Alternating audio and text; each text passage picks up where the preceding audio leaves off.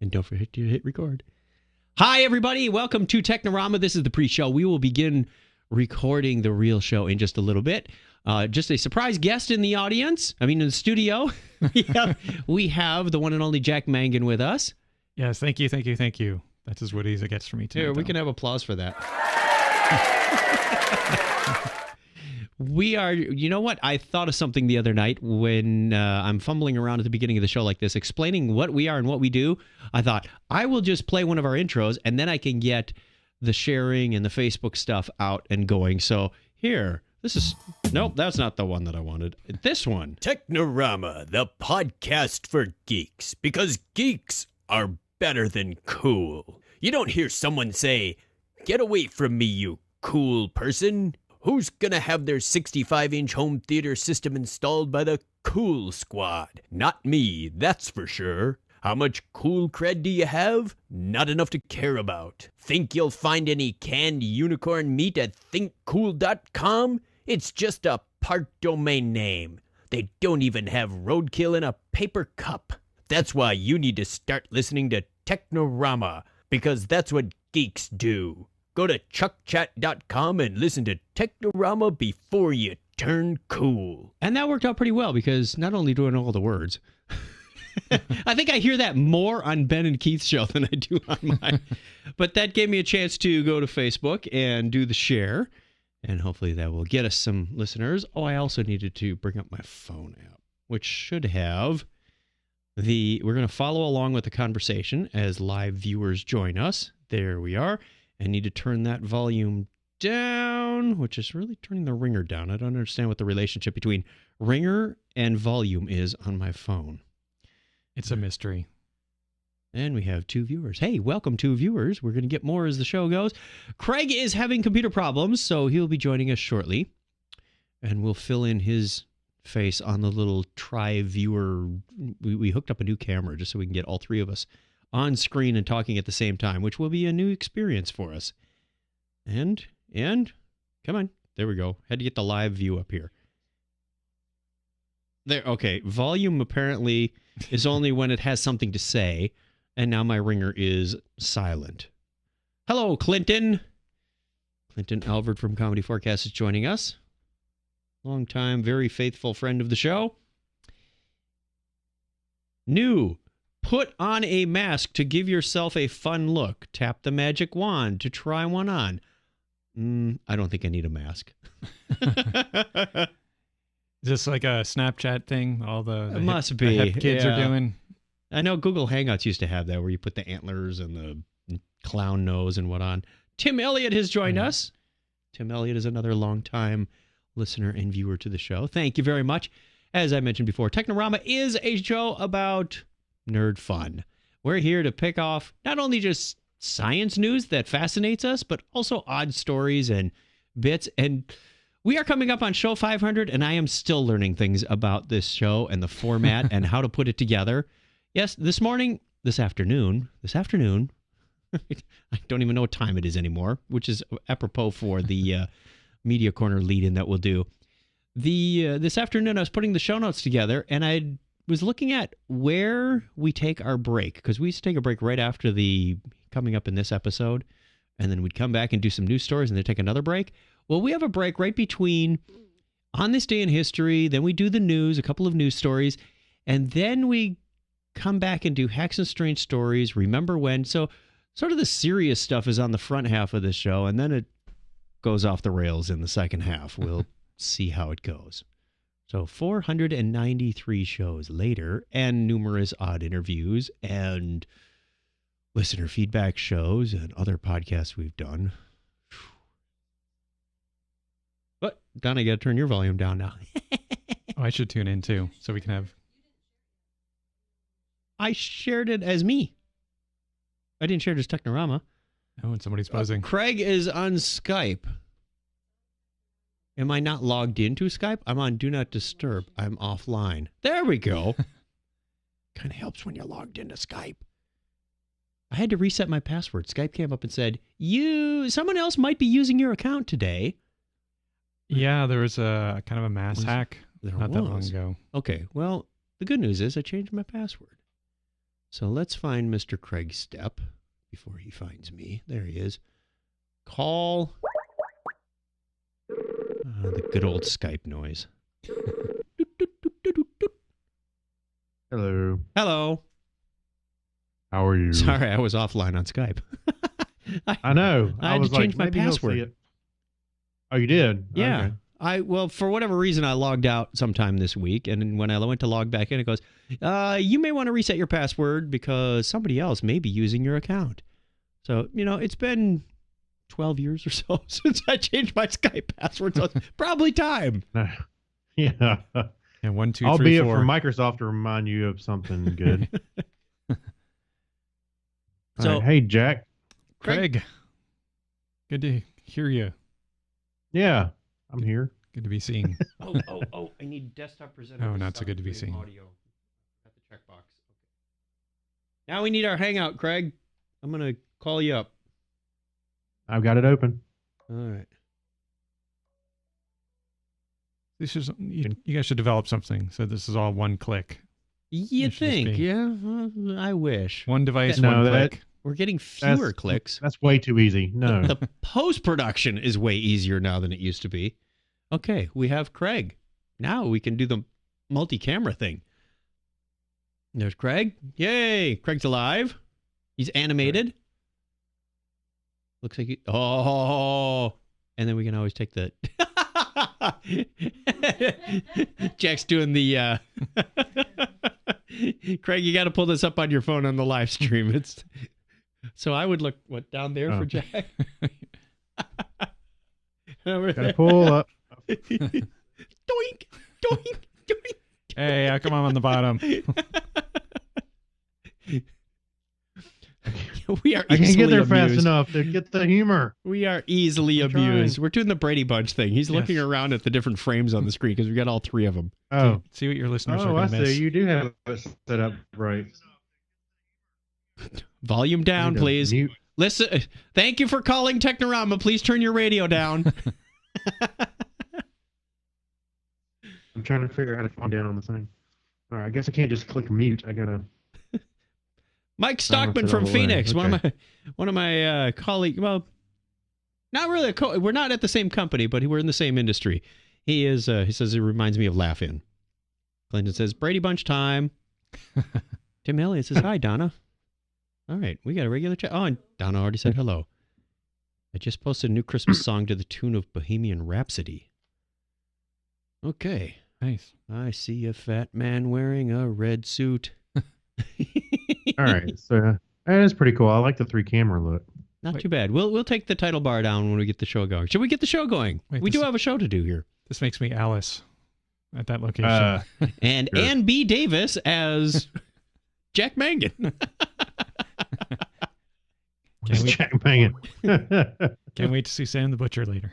Oh, Crazy Joe sent me a text message with a graphic of the Brady Bunch, and it had who's in the top mid? Florence. The middle was Henderson. Florence Henderson, then Ann B. Davis, and then Robert Reed. And then the dad, yeah. And there was X's on all three of them. It said longest running tic-tac-toe game ever. Yeah. It's like, oh, that was so sad. Oh gosh. It was morbid. I'm offended I didn't get that from Crazy Joe. He sends me some inappropriate texts once in a while. You should have put that on your on the Facebook page. That's where it belongs. Yeah. I've seen that around Facebook, but yeah. All righty, let's get going with the Longest show. You running ready, Craig? tic-tac-toe. Sure. Mike Stockman, I didn't know you could hear me. You're in Phoenix. I can hear everything. Okay, we are recording. Oh, this is the part I always pray about. So I'm never sure if all the buttons are ready to go. 3, 2, 1. Technorama episode 493, Secret Subspace Messages. Good morning, folks. This is your captain speaking. Technorama. Remember when? Technorama. On this day in tech history. Tech. And now, the news. Tech. What the chuck? Technorama. Welcome to Blockhead Video. I'm detecting tachyon particles coming from this general area. Over there, in the media corner. Run! Technorama. Hold my beer and watch this. Unfasten your seatbelts and disregard all safety rules. Here are your flight crew, Chuck and Craig. Welcome to Technorama, the show that takes a lighthearted look at tech, science, sci-fi, and all things geek. If this is your first time listening to Technorama, thank you for joining us. Listening and or watching and or chatting and or whatever you're doing. If you're with us, thank you. If you are returning, welcome back. We are surprised once again. We're surprised. We appreciate giving us your time. I am Chuck Tomasi, and joining me as always is Craig Stepp. How are you, Craig? Wait, a returning listener? That never happens. Well, apparently we get one or two. Also joining us here in the Binary Studios in sunny but dark Phoenix, Arizona is... This is Jack Mangan, and I am returning, and I am surprised. He's missing from the camera. What happened? Oh, Yeah, where's he at? here I am. Oh, here I am. The hotkey didn't work? I can go on that camera, too. Oh, video engineering is not what it used to be. Wow. I am very appreciative of my wife for handling that. Yes. That's kind of what Technorama is. It's a few loose screws and some duct tape holding this thing together most of the time. We just have newer, fancier duct tape in this house. Finger was on the wrong key. That sounds like... Yeah, that's a punchline. I don't know the joke, but it's a punchline. Dun, dun, dun. We have letters! Yay! Letters. Oh, we got letters. Letters. Characters. Letters. UTF-8 characters. ASCII. I'll go for a CHR34. Alphanumeric. Escape! Backslash 27, whatever you want to do. We do not have any voicemail this week, but we do have Facebook messages. And I apologize because some of these have been... I just did not see them on the Facebook page. Andy's isn't too bad. Andy was talking about... We were talking about Slack and saying, what is the advantage of Slack? Thank you for reformatting that font so I can read it now, Craig. Oh, wow. That's what I'm here for. Because Slack to me felt like a glorified channel, and he's a glorified chat room, and he says the advantage of Slack is the sharing. Files and chats are fully searchable for everyone with the appropriate permissions. You have to be invited and that kind of thing. Of course. To go back later on, whereas IM was only available to those people in the chat at the time. So it's a chat with a history. Yeah, I get it. I get that. I mean, I see the advantage of it. I'm just saying. It just seems like another chat client. I mean, with even Messenger on iOS. You can click on the information and there's all the attachments too. Right. If you're doing text messages through Messenger, we'll do that. But do you search your Slack stuff frequently at all? I don't know. I don't think I've been a part of a Slack group that had enough stuff to search through. Or, you get called in for a meeting and then it's done. One of those. I've never, nobody except for the side project that I've been kind of included with that you've been working on at ServiceNow. That's the only real project I've been with on Slack that has, related to Slack, I should say. Do you use Slack, Jack? I had to say it. in the back. No, I am a slacker, which, hilarious, workplace humor, we're all slackers. Right. But yeah, we use, I'm fairly new to it and I do appreciate it for what it is, but I kind of have the same feeling as Craig that it's another just kind of messenger tool. Well, of course, I can't compare it to the other ones designed for the workplace like Yammer, and I know there were a couple that preceded it. And I don't know if something else will come along and replace Slack, but yeah, I don't have strong feelings about it, but it gets the job done. We do at our workplace, I don't know about you guys, there is the Grow bot that throws out random GIFs, and it's just so they're rarely funny, and it's just so strange. Just in the middle of a conversation, just Growbot chimes in and just has this. It just throws up some random Giphy thing, right? I mean, it will kind of base it on things that have happened, so it's not just kind of completely random. But if someone says, "Hey, good job," it'll say kudos, or someone says like, "Oh no, something happened," and then it has a picture of like somebody frowning. Yeah, you start getting the thumbs up gifs. Right. You know. Our Yeah. other message. I think Jack actually put the nail on the head. How I feel about it. I don't have strong feelings for it. That's exactly what I've been trying to say. Well, it sort of grew up as a grassroots thing. I mean, we already have an in-platform thing in our tool at ServiceNow. We also have people still hanging on to Adium. We have people chatting through Skype. It kind of depends on what department you're interacting with. And now, to have 4 or 5 of them is just annoying at this point. Well, and what's funny is like you said, we have 4 or 5 of them, and what do we usually get? Hey, can you read this and see what you think? And it's an email with an attachment. Like, did you get my email I just sent you? When are you available for a quick meeting? Why don't you look at my calendar? There's that too. Yep. Yeah. We have a message from Mark Blackburn on DS9. This was the one that was kind of hiding around in the archives since August. I apologize, Mark. He's out there. He says, listen to the last episode, which is probably about 470 something. Yeah, right. And I was intrigued by your discussion of Deep Space Nine. He's been a fan of Star Trek universe since the late 70s when he started watching reruns of TOS. He says, my 2 bits about DS9, I think it was the most consistently well-written series from the very beginning. I recently rewatched the entire series. From the beginning, it had rich characters, compelling stories, and great dialogue. I know that DS9 is a lightning rod among fans, but I think it is the best of all of the follow-on series. Just my 2 bits for the week. I liked it. Just a quick note about Mark. Mark does the America at War podcast, if you want to go listen to that. It's very informative. Okay.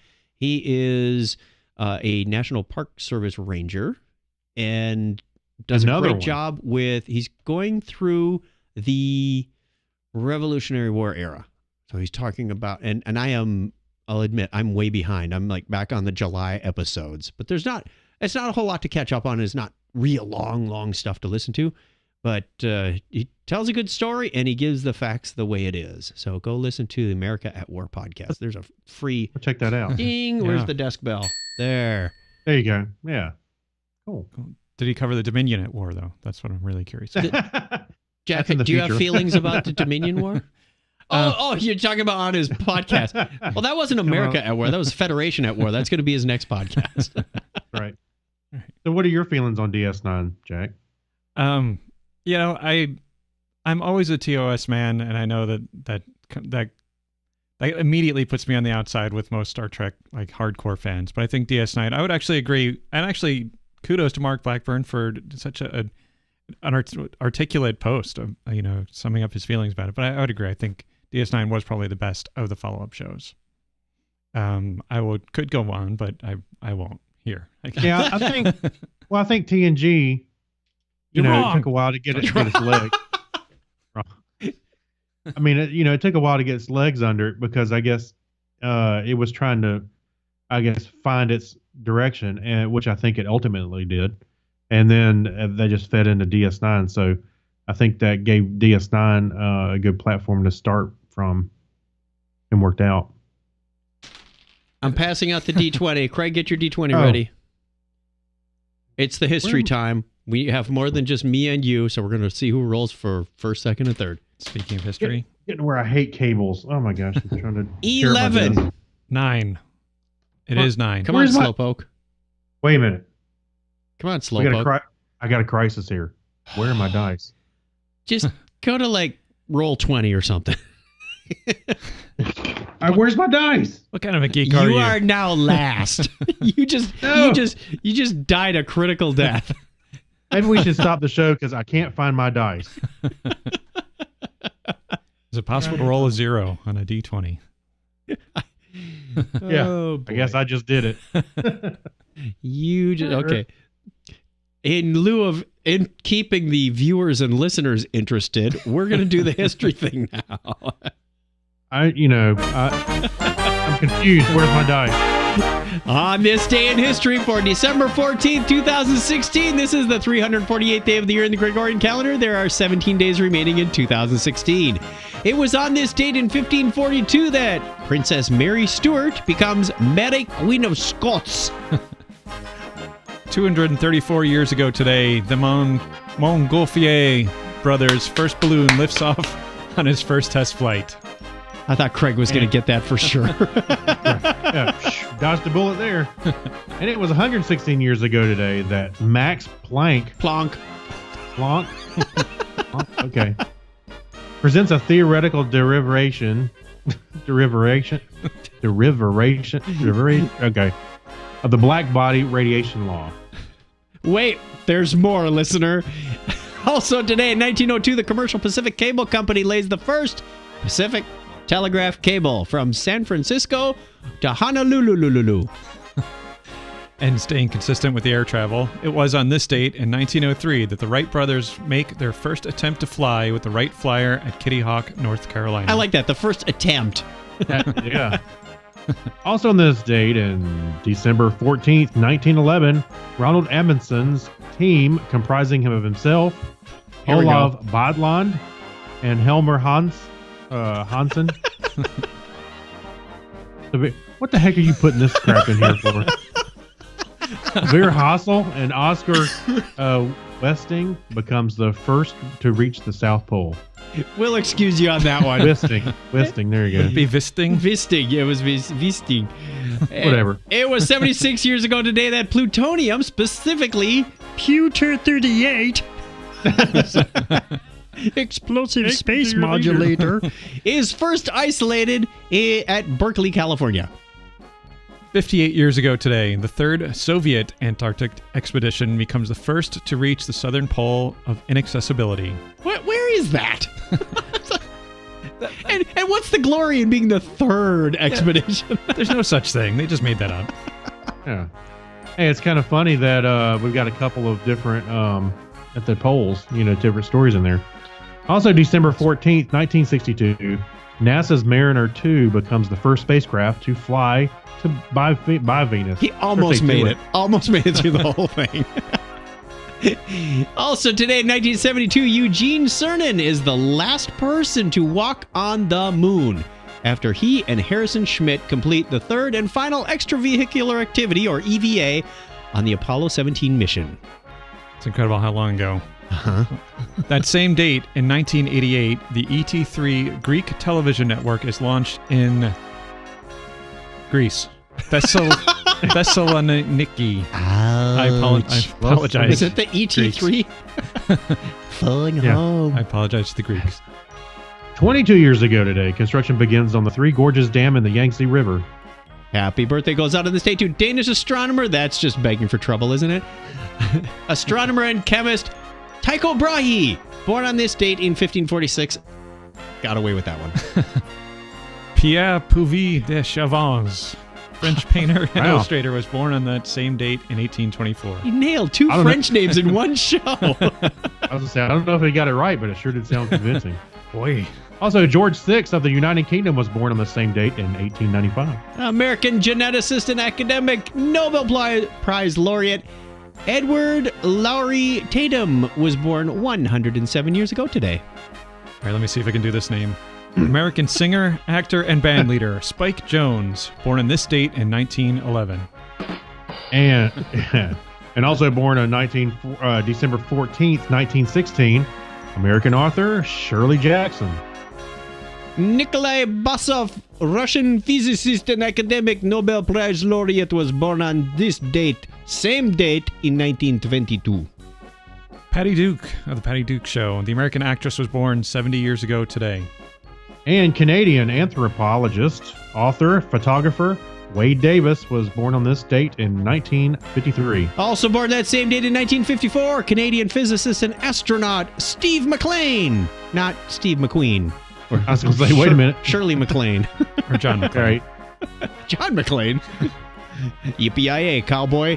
Listener birthdays for December 14th through 20th include Michael Spence on the 14th from the Brothers Osric Scriptorium. Our good longtime listener and postcard buddy Yorga Schrauen was born on the 17th. Happy birthday to Phil Burchill, who turned 42 last year. On December 20th, you can guess how old he is now. And he says, 10 years of listening to Technorama. Oh, my gosh. Let's make it 11 now. Why did he find another career? No, the career. He's made a career out of Technorama. Oh, I 10 hear the years of band it. starting to wind up. If it's your birthday and you want to get on the birthday calendar, oh, they got one more verse to go through here. Visit our wiki at chuckchat.com/wiki, and you can be on our calendar. We'll give you a shout out at the appropriate time of year. That's the way it was on this day in history for December 14th, 2016. Is this the end yet? No. No. Shoo them away. Shoo them away. Yeah, here we go. Bye. Oh, okay. As soon as the trumpet hits the high notes, we know we're about done. They're ignoring you by playing hard. Yeah. All right, we're going already. Ba, ba, ba, ba.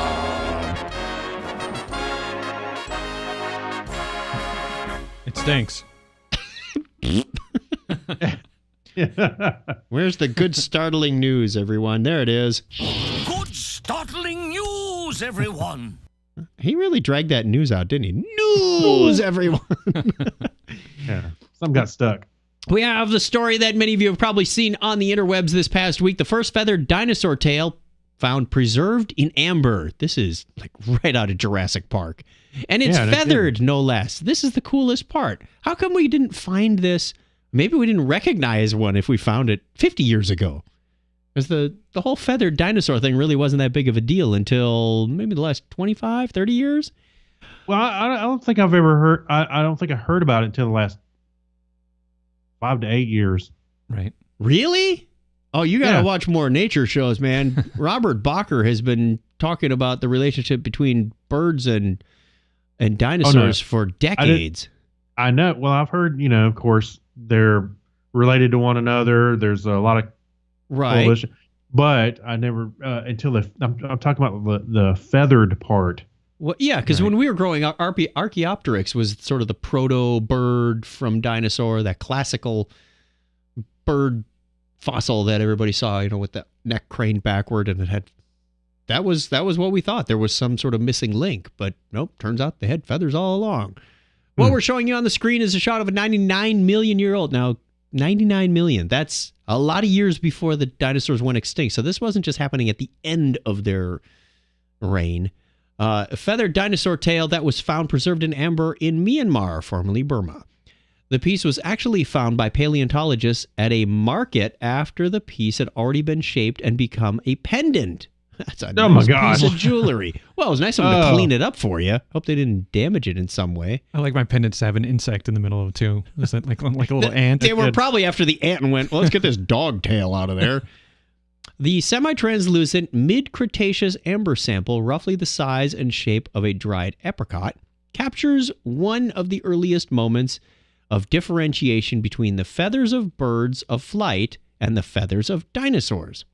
Inside the lump of resin is a 1.4-inch appendage covered with delicate feathers described as chestnut brown with a pale or white underside. Can you imagine that poor dinosaur? Ow!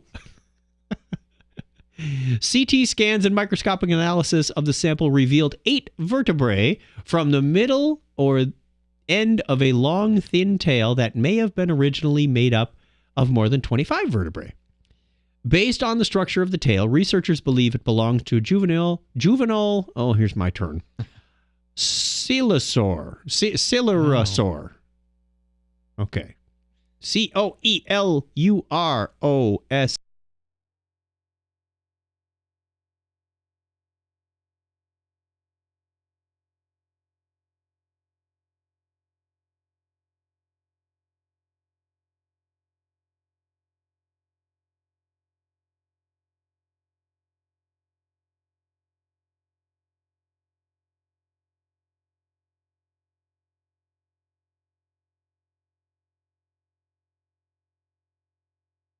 Panic.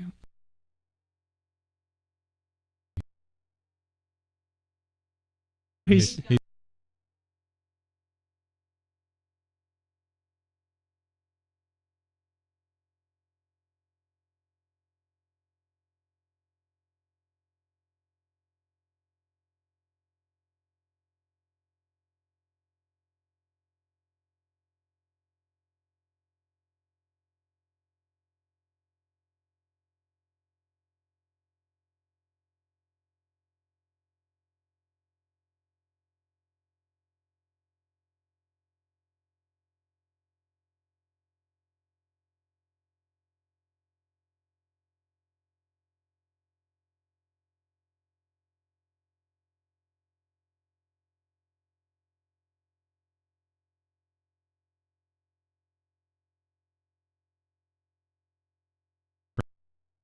Oh yeah, we.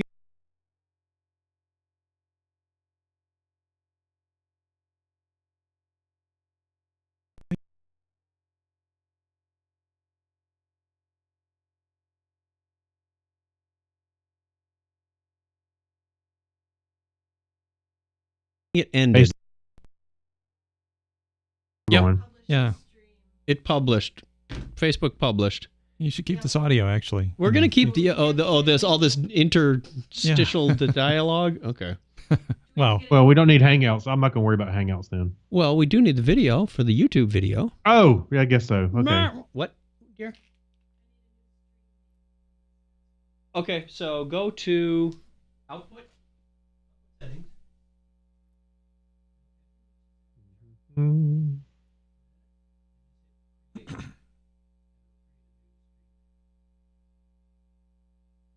Yeah, I wonder if that ant was. We're gonna get 2 YouTube videos this week for the price of 1.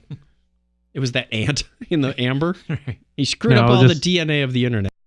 No, actually, I was just looking at that ant. I was thinking, I wonder how that one differs from anything that we happen to know nowadays. My laptop Probably much keeps bigger. saying there's no internet connection. What? Multi-public. Yeah, it's like my Wi-Fi just dropped off the face of the earth. Okay, here we go. Mute. No camera. You still Oh, there, Craig? We lost your image again, Craig. Are you there? Yeah, he's here. I'm bringing this. Craig, speak Yeah, up. I'm waiting for you to bring it up. Come on, bring it up. Jack's asking if you're alive. He's getting panicky. Right. Yeah, I'm here. I was worried, Craig. Okay, I'm all right. Hey, look, I just discovered something new about Hangouts. All right, we got to get Join him Hangout. centered on the screen. I don't know where the heck he is. Woo! He likes doing that, so I just use the sign behind him because it doesn't move. Here, Knucklehead. can you see me all right? Can you see me now? Can you see me now? Yeah. Can you see me now? Yes, we see you just wonderfully. Yeah. Okay. Well, are we going to stream back to YouTube? Is it streaming on YouTube? I mean, Facebook? Yeah. All right, then I'll share it too. You shared it, I'll share it. Okay, apologies about that, everyone. That was fun, but not very interesting for anyone. Let's see. Donna shared it. I think on my phone, it only allows me to share as Technorama, and sharing it as yourself isn't really sharing. So let me jump over here real fast. Facebook, redo. Where's the new stream? There's the old stream. Donna shared Technorama's podcast. Okay. That's a nice still image. They always take the first thing you get. It's got Jack looking like that, kind of up and off, and I'm looking to the left, and you get my left ear in the picture, and Craig is YouTube trying to start up. That's okay. Right. Share now. Join us for part 2. That's actually kind of what I put on there. Yeah. Now let's get Craig's picture back on the screen. We're good to go. All right. Okay. Let's go. Welcome back. This will be fun for editing if we edit it at all. Okay. Yeah, the internet went out. We almost rioted. You know, it was close. For Almost. whatever reason, yeah. Hey, we haven't had a hey, real Jack. big internet outage in a long, long time. Jack, the night's still young. That's true. Meanwhile, in the Hall of Justice, are we pretty much done with the dinosaur thing? Let's go on. with No, the I next. want to know about the ants story. The ant story. Yeah, look at that thing. But there's an ant There's in an the ant. amber as well. There is an ant. That's correct. Yeah, I just wonder. I was curious if that ant, being as old as it could be with the rest of the stuff in the amber, Yes. how it differs from any ants that we know about today. The legs look really long. It's the It size. looks like a cross between a spider and an ant almost. It's the size of a Buick. Yeah. Like the old centipedes in the carnivorous period. Right. There was more Yeah, they didn't- oxygen, so bugs got bigger. The amber was cut into the shape of a pendant, but how big was that pendant? The size of a Buick. That's right. Alrighty. Now, Charlie Brown gets rocks for Halloween.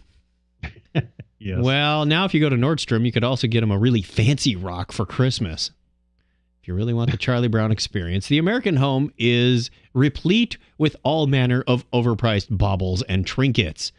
But is your idyllic suburban ranch house truly complete with an $85 rock in a bespoke leather pouch? Nordstrom thinks not. Good grief. This is the quote. that- This is the description. Medium Okay. leather wrapped stone, as it's referred to on the Nordstrom store, is made by artist Peter Maxwell out of the smooth Los Angeles area stone. He picked it up out of the river. A city I had previously not associated with quarries. The 115-year-old retail chain seems, like you, not to know what exactly it is they're selling. Medium leather wrapped stone's product description begins with a series of questions, almost as though it's talking you out of buying one. A paperweight? A conversation piece? A work of art? It probes before you ultimately concluding that the function and purpose of the rock is pretty much up to you. You know what it looks like to me? It looks like somebody went to a community leatherwork class, and that's the project they've Mommy, look what I made at camp. No, some guy went to a class, made a bunch of them, and gave them out as Christmas gifts. I was going to say, we made those in Weeblos. I'm disappointed the leather only comes in neutral. I'm looking for black or gray or, sort of a reddish terracotta. Well, it's kind Hey, of look, you can have any rock and any leather color you want as long as it's beige. it's kind of like your pet rock from the 70s grew up now. It's more mature. That was my initial thought as well. We have Put some come googly full eyes on it. circle. Put some googly eyes on it. There you go. Those are Then it's $5 art. extra. Hey, then it's art. Oh, my. Thank you, Nordstrom, for whatever. Oddly enough, we should have taken the break during that break, but we're going to take a break now because it says so on the script. So Yeah. we will be right back with, this is where it goes from serious, as if Nordstrom rocks were serious, to the goofy stuff. Join us. We'll be right back.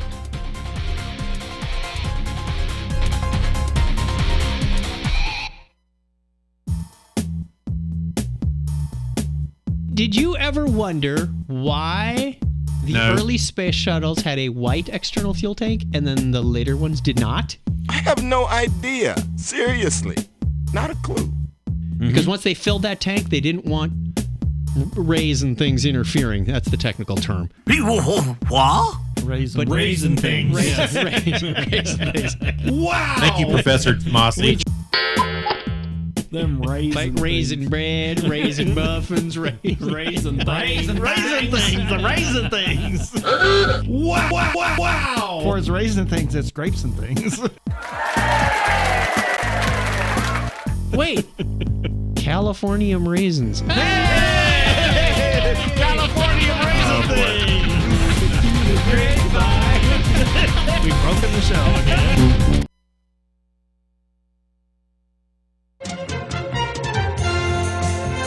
Hi, this is Aaron Gray, and you're listening to Technorama with Chuck and Craig.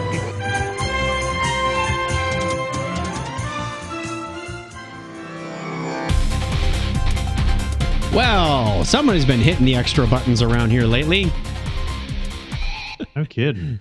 and then I couldn't figure Hey. out which one to shut off, so I shut them all Chuck, off. remember, buttons aren't toys.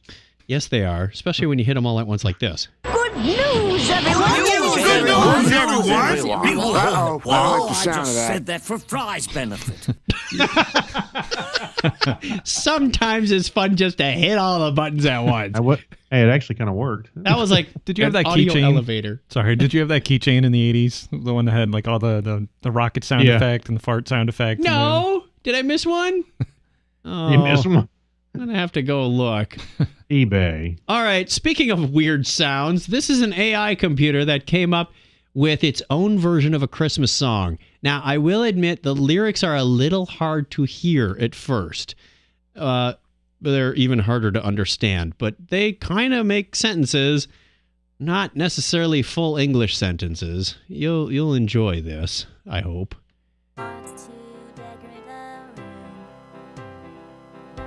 The Christmas tree is filled with flowers. I swear it's Christmas Eve. I'll shut up now.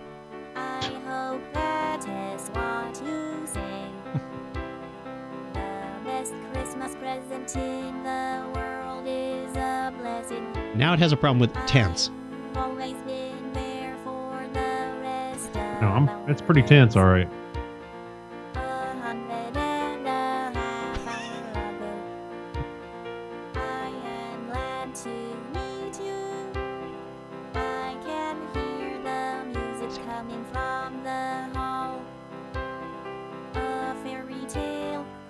Okay, what are we listening to? It's almost done. Lots and lots of flowers. Wow, okay. I have loved you for the rest of our I have always loved you for the rest of our lives. She didn't say anything about the cake. For 100.5 hours ago. It sounds like that game I like to play with Google Translate where you take a Christmas song and you run it through different languages in Translate, like Hebrew, then Indonesian, and then Chinese, and then German, and then you finally bring it home after about 7 or 8 translations into English and see what happened. Then there's your new password. Check the password generator. I was this close, like 1 centimeter close, to writing an app just to play around with the Google API to do that. And then I found out that you got to pay money for the Translate API. It's like $20 for 1 million characters or 1 million words or something. So, I mean, it would have been $20 of fun well spent, probably better than a casino. I wanted just to hit a button, have it pick 7 or 8 language translations, and then get the output at the end. I may still write that. We'll see if Santa puts a Google coupon in my stocking. Yeah, right? Maybe the listener fund can pay for that. I don't think we won't have any patrons left in the Patreon campaign if we start doing that nonsense. That's right. But hey, if it's for entertainment purposes, why not? Right. Deck the halls with what? Don't ask. Deck the halls with OAuth tokens. Fa la la la la. OAuth tokens. All right, Craig, you're a photographer. You like photography as a hobby. Would you like this story? Sure. Why not? All right. 48-year-old Mark Lee from Surrey, UK is a self-confessed boring man. Wow. At least he knows who he is, right? Who enjoys nothing more than spend his days photographing lost gloves. It all started about 3 years ago when Mark found a lone glove on a stairwell in his workplace and thought it was strange. It's sad. Yeah. The very next day, he spotted another one in the street. They're like all over. And then on and on and on and on. So he sort of had an eye for spotting them everywhere he went. Once you're aware of something, you see it everywhere. I agree with that. He says he soon started photographing his finds, and today is the proud owner of a collection of 300 photos of lost gloves in the largest of Britain. He's still going for the world record, I guess. Wow, lost glove. Okay. Now, some of these pictures are pretty impressive. Let me look at them. I hadn't really looked at them yet. Oh, well, that's cool. Did he line them up? Did he do that, or did he just find I think that's some sort of landmark. You know, like the bridge in France in Paris where they put the locks on locks. Yeah. Yeah. I'm thinking this is like the glove fence, but some of those rubber gloves are a little creepy looking. Yeah, some of them look kind of. Yeah, they're like the rubber gloves, like you would use to take something out of a industrial oven or acid something. vat. Yeah. Or no, it looks like the ones that the judge had in Roger Rabbit. You know, he was dipping with the dip. Yeah, that's right. A poor shoe.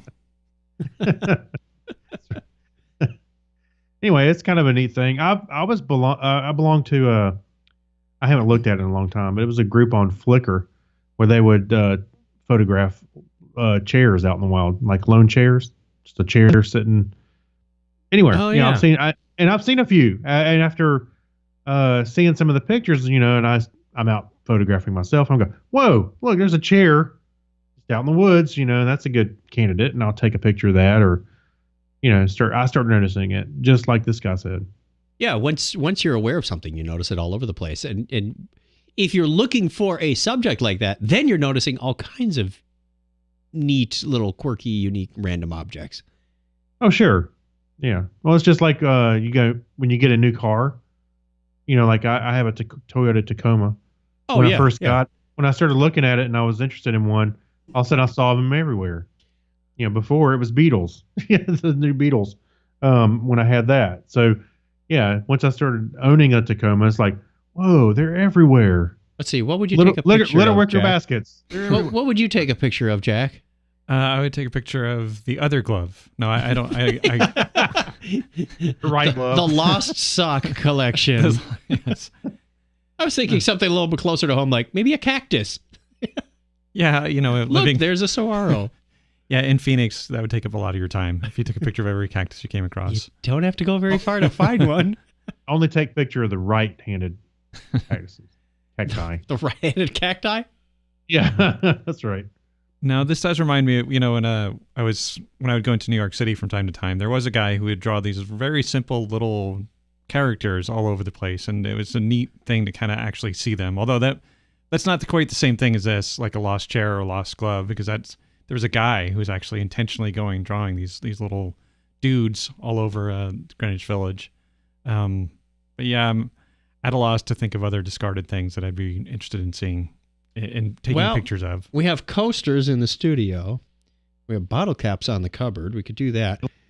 Crazy Joe says, my friend Dave started this hashtag clean teeth, dirty streets. He photographed and tweets out flossers thrown on the ground outside.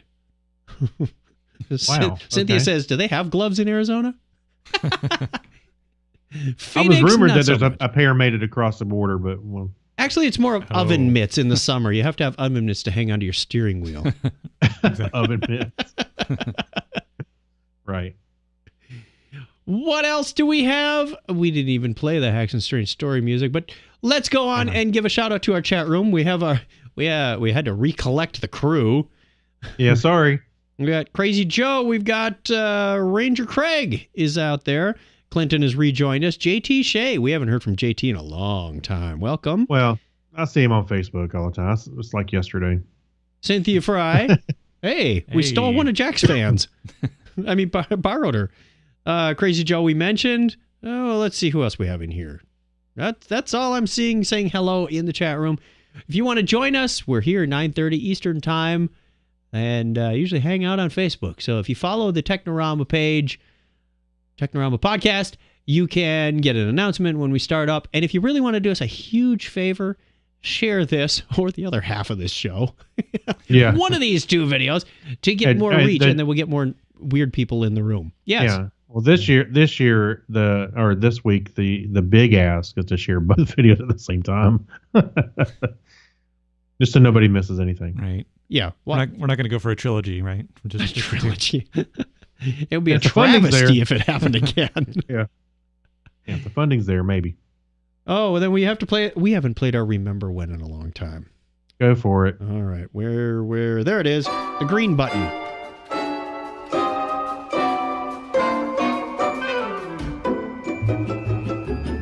Jack hasn't read a story yet. Letters. No. That's Wrong one. Try to keep up. That was before the break. Right. Would you read about the flower light bulbs? I would be happy to. Flower Light Bulbs, Forgotten Wonders of the Mid-1900s. By Spooky. Just so you know, that's the journalist. Most of us don't pay much attention to light bulbs. They play a very important role in our lives, but when it comes to aesthetics, most of them are nothing special. There was once a company that produced the most amazing flower light bulbs, and luckily some of its creations are still around today. Aerolux Lighting Corporation was an artistic light bulb manufacturer that operated from the 1930s through the 1970s. The company made beautiful gas-discharge light bulbs in various shapes, from cartoon characters and animals to religious symbols and popular emblems. But their most impressive and popular creations were the flower light bulbs. They not only had these intricate metallic flower sculptures for filaments, but they would also shine in various colors depending on the gases and coatings used. They were really popular back in the day, and looking at the photo below, or on the screen. On the screen. It's easy to see why. Very impressive. These are impressive. Pretty cool. Because and there's a video of a guy who owns one of these. It sounds like he just bought it, but he must have bought it at a garage sale. I would love to find one of these. It only takes like 3 watts. He uses it for a nightlight. They're not meant to light up the room. They're meant more of as a luminescent decoration. And Wow. it sounds like one of those things that may not have been safe. Now, they were manufactured, what did I say, from the 30s to the 70s? Right. So in the 30s, we really didn't have a good grasp of radiation. Here, kids, play with this mercury. Right. Well, there's the stories of the women who used to work at the watch factory, the radium dial factory, and they'd paint the glow-in-the-dark letters on. And to keep their paintbrush tips sharp, they'd lick them. And they were ingesting lots of radium. And many of them died from radiation sickness and cancer and lots of other bad things that happen when you ingest radioactive elements. So these have, I was reading on, there's low pressure argon, neon, the what do they call them? The noble gases in there to get them to fluoresce. So when they're off, they're not very attractive. I mean, they look kind of silvery. Actually, I disagree. I think it looks kind of neat sitting in that bulb. Just like, black and white almost. Yeah. But when you turn them on, that's when the light show starts. See how they... Yeah. I see what you did there. The roses turn red or the violets turn violet. And the leaves are green. The leaves are green. Right. I would... At least in the pictures we're seeing, I assume that's the way it is. Yeah. I mean, this is art. I mean, this is a work of art that this person did. And you're right. It's interesting that really it's completely going to disappear and be buried into the sands of time. But it was... Yeah, how many of these are even still surviving out there? Right. I mean, I got to wonder if they're in some sort of museum. GE might have a museum with these in them. I'm hoping somewhere, someplace, somebody knows where this is happening. The craziest thing that I got out of this whole thing is these were selling at one point for 20 cents a bulb. The labor involved in one of these things must have been extraordinary. Right. And I'm thinking this was probably on the early end in the 1930s when they were 20 cents. But here you go. You can go on eBay. There's one for 10 cents. No, bucks. Actually, I'm kidding. There is a small, tiny one for $10, but there's some other ones. I'm not sure if that's. I guess it is. That's one right there. Is it an artifact or is it something that was made recently by someone kind of carrying the torch for this? Well, that's the risk of eBay, right? I don't know. This one says vintage in the title, so it must be. I don't know. Clinton said he actually had one of those light bulbs. Who? Clinton. He said, I actually had one of those light bulbs. And Tim Elliott reminded me that in the 70s, the big thing was that flame that moved back and forth quickly. We had some of those. Those were cheesy. And went with the wood paneling. Well, Clinton was around in the 30s when they came out. Oh, be careful. Be careful. You might end up paying for that one. But here's one, seriously, for $75 on eBay. Okay. So they my luck UPS or FedEx would crush it, Right. I think we can get licensing from Lucasfilm. We can start up a whole new business, you guys. Let's go in on this. CG flower light bulbs. Right. We'll have Darth Vader shaped ones. Here's one. Here's a naked lady silhouette, like on a mud flap. Oh boy. It's a light bulb. Oh, sure Craig that's a pretty light bulb. We got Craig. We're glad we're not screen sharing with you anymore. I know. I was just thinking, no, they're not seeing this great stuff. Music means one thing. They need to use Yosemite Sam in there now, and then we'll be set. Yosemite Sam, back off. That music means it's time to give a shout out to our patrons, and that includes Kyle Nishioka, Chris MC, Nick St. Gabriel, John Noble, Noble Gases, Mike Wilt, Alexis Duran, Amy Bowen, Steve Therian, Ben Vaughn, Abner Braverman, Saturday Morning Media, Dennis Patnaud, and Leon. Thank all of you for supporting this show for as little as $1 a show. You get special content, you get a shout out, you get a present at Christmas. It's a great time. If you haven't got your present, give me a call. Send me an email. You want to be a patron and get your name on the show? Get our undying gratitude? You can go to patreon.com/Technorama Podcast and everything is right there. It's just a click away from our undying love. Wow, that's twice, so it must be now double undying. Oh, so you can buy love. It's undead. It's undead love, zombie. Then I think we have to turn to the media corner. Yes? Yes. Because that's what it says next in the script. I mean, show notes. Who puts this stuff together? Hey, where can I I find have some no good idea. information about music and TV and videos and things? Over here in the media corner. And raisin things. That's right.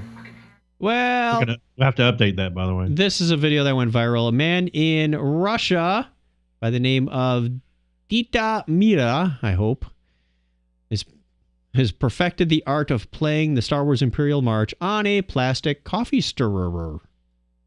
Okay. And he's pretty darn good at it, too. Listen to That's this. fitting. We just heard it. Hope I don't get a commercial first. Here we go. Привет, друзья! А сейчас я для вас He's got to do his intro first. имперский марш из «Звездных войн» Let's give it up for Dita! на палочке. Thank you, Cleveland! In his cube. Помешанный кофе. Well, you said Detroit. Here he goes. Так, Listen, listen. смотрите, как это делается.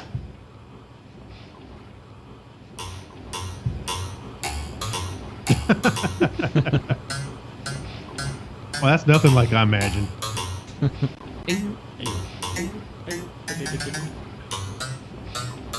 All with one finger, folks. I entirely doubt that. No, he is. No. He's just I plucking know. with his index finger. Being sarcastic, Chuck. Actually, that's pretty good. That was impressive. I liked his earlier stuff better. That's why we bring Jack along. Once he brought his wife in, the band just kind of fell apart.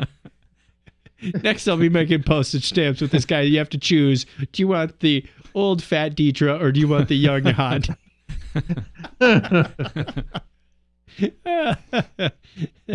Any smart comments from the chat room? I think I like the floppy drives better. Oh, on a Geek Library? I gotta get my icon straight here. There. Should we do the Super Friends too? Yeah. Remember, we Still a timed little it early. at the end. Yeah, you gotta do it at the end. I try to wait. I need like a metronome or a conductor. And now. Okay. Oh. Well, now we can see how much lag we got. That's fine. Epcot is, speaking of the Imperial March, Disney is turning the Epcot geodesic dome into the Death Star to celebrate the release of Rogue One. Yes. To celebrate the upcoming release of Rogue One, Disney's Epcot Park in Florida turned the iconic metallic globe, aka Spaceship Earth, into the Death Star. The triangular surface of the building doesn't really work that well for being a Death Star, but whatever. I guess where else are they going to find a ball that's big enough to project Death Star onto without asking yours truly? So That is pretty cool. it is pretty cool. I've been trying to figure out how they did this. And the best I can figure is a projection, because they didn't put a real dimple into the Spaceship Earth. But Disney, being the visionary illusion people they are, probably could have put even a big sticker up there or something to give that light effect of where the dimple is. It looked like it was moving. I mean, like the projection was moving. So you think like they it was projected rotating it up there? Yeah. Huh. Well, they obviously have projectors for this thing. Did you notice from New Hey, wait a Hope minute. when they were showing the plans to the Death Star that the dish part of the weapon was on the trench, like on the equator? It was rotating Yes. around, but it's not. Right? Otherwise, when they were doing the trenching, they would have flown right and through the that thing. Right. The computer animation, you mean? Yes, the cheesy, dot matrix animation that they were using. Dot matrix. Right? Who made that call? Like, oh, it's supposed to look. Didn't you see the plans? It's supposed to be on the trench. No. Let's move it up. Yeah. The we can't spend the CPU power to redo that graphic. Wait, you mean we stole version 1 of the plans? Oh. We need a change control system. Yeah, we got to do it again. We need dock control involved. Someone had the wrong version checked out of the dock control system. Hey, I thought, by the way, I thought it was funny. The guy that's doing the announcement, of course, it looks like the Empire is all on set, and behind him is the plans for the Death Star that they stole. And I'm like, what? You wouldn't want to advertise that, I don't think. Here's how you can destroy it. It's right behind me. Oh, crap! I left that slide in my presentation. It looked bigger in the movies. Well, many Bothans died in the construction of that. Yeah, that's right. Which is not accurate. I know. That's completely. I know. In 2000, they had Mickey standing there with a big 2000 written on it. Yeah. Have they not projected stuff onto the dome before? I don't know. Did you stick an extra story in here on me? You did. I actually did, but now we just have go and look at no it. graphics to go with this. Well, wait a minute. I'll just explain. Are you it. You go challenging look me at to it. read the story cold? Is that what it is? There's not much to it. What I'll just tell you about it. That's what I'm getting at. The spaceship is done? Well, you spoiled my story.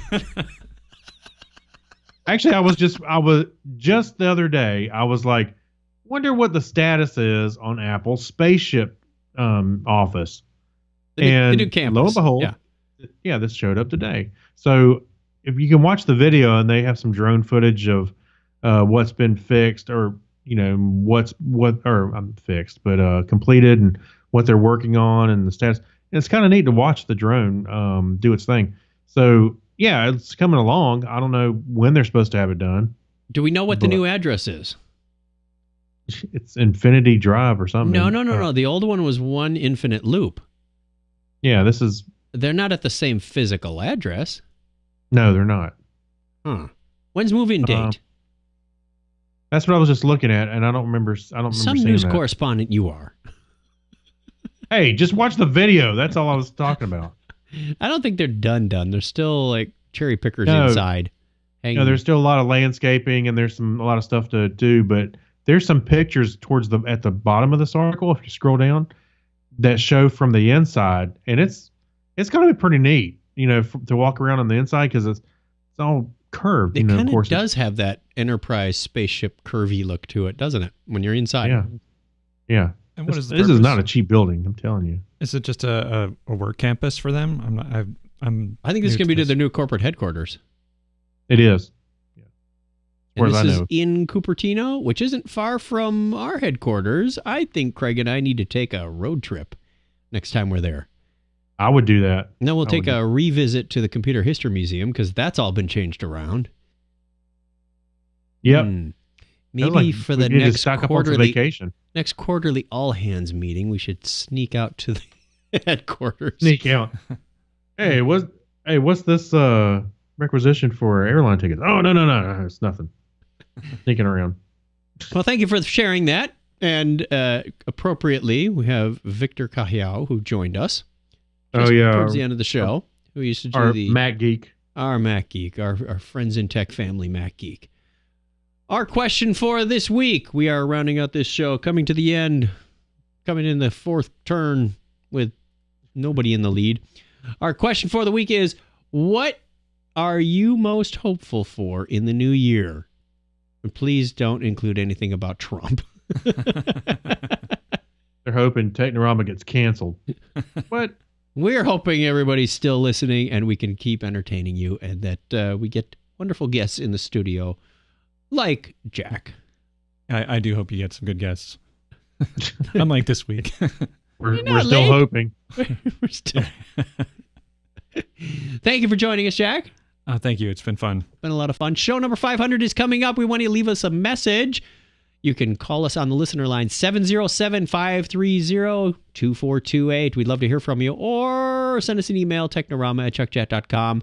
If you leave a message on the Facebook page, it might take a while for me to see it. Well, now that I know where they're tucked away, why is the title kind of scooting? I must be doing that because there's not a pink cursor. I think my iPad was resting on the space bar on that one. Just weird stuff going on this end that you can't see on the video. I know. Internet's breaking, all kinds of stuff. Buttons getting pushed magically. This show runs itself, but it's not always in the right direction. Yeah. Search for Technorama Podcast on Facebook, Twitter, YouTube. You know where the place is. Or you can go to our website at chuckchat.com/Technorama. I push the big black button at the end. I know where that one is. Decompress. We're going to figure out if we're going to edit the audio or not when we lost all internet connection in the middle of the show. No. That no, was fun. We'll just leave it. Leave it in there. Let's not do it again. Remember, I was telling somebody at work this. I said, I know when Craig and I worked together too long on this show, we had a Skype outage and we were doing double ender. He was recording his on one side and I was recording it, and we put them together at the end. Mm-hmm. He puts them together and goes, wow, it almost sounds like we're still talking to each other, and Skype didn't drop out. That's right. That spooky conversation that was happening across the internet. Yeah, it was like I just had to tweak it out a little bit and it lined up. All right, till next time, tell a friend about Technorama or share this video or whatever it is on Facebook. And Craig, give me a binary high five. 101. 101. I keep trying to do it with my fist, but that looks like I'm angry. I'm gonna die surrounded by the biggest idiots in the galaxy. I just love that. That was from Guardians, remember? I'm going to die surrounded by the biggest idiots in the galaxy. Oh, yeah, I couldn't quite hear it. Okay, I got you. Hey, you know what? That countertop almost goes with that backdrop. Those kind of go together pretty well. That was an accidental. Oh, yeah. That's the kitchen countertop out there. And I just found that backdrop tonight. They do blend almost seamlessly. Wow. They do that pretty well. That almost looks like an overlay. And I remember those M&Ms. Oh, Victor gives us a line from Westworld. Doesn't look like anything to me. Nice reference. Hey, you want to hear something funny? Is the other night, my son had his friend over, and they were looking on Google Play. Yeah. For a movie to rent, and they kept, what do you want to see? What do you want to see? You want to see? And they scrolled around. They settled on Westworld, 1973's Westworld. Really? I was like, okay. So they watched it. He said it was okay. Should I tell him what we watched the other day? A little dated, but well, Friday night we went out with Mike Menenge and his wife Lori, and we came back and we were a little bit lit from Sake Bombers. No. And Mike says, hey, Chuck, find us something on Netflix. I found Bob Ross. The artist, and we were all intrigued at Bob Ross. Like, wow, it's kind of like Pink Floyd or Led Zeppelin. It's better when you're high. He's actually a pretty cool guy. He had talent. He had the knack for making landscapes out of nothing. Right. Yeah. He would just kind of so did you see him with the huge fake brush? He had all kinds of brushes going. In the intro Oh, part. yes, in the intro. The world's worst green screen. There's like a black border around him. Well, it was PBS, right? Or it wasn't even PBS. It was PBS. But it was copyrighted 1990. I thought this was 70s or 80s stuff that we were watching.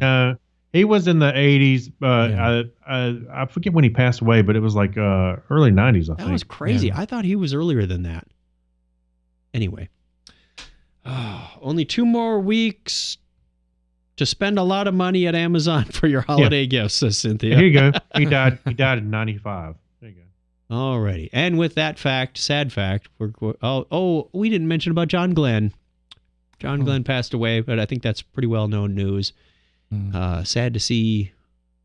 Did you know, I was watching this little short news bio on him. Everybody knows he was the first American in space. Right. He was also senator. Between there, he invested in RC Cola and became a millionaire. No kidding. I did not know that about him. Like, now I want to go read a book on John Glenn or something. Oh, I'm sorry, say that again? John Glenn became a millionaire in the 70s by investing in RC Cola. Wow. Royal Crown. I know what RC Cola is. It was the blue one. The other blue one. Right, the other blue one. With red on it. All right, good night, Facebook. We love you, and we hope to see you again here next week. Bye. Bye. Oh, we don't know.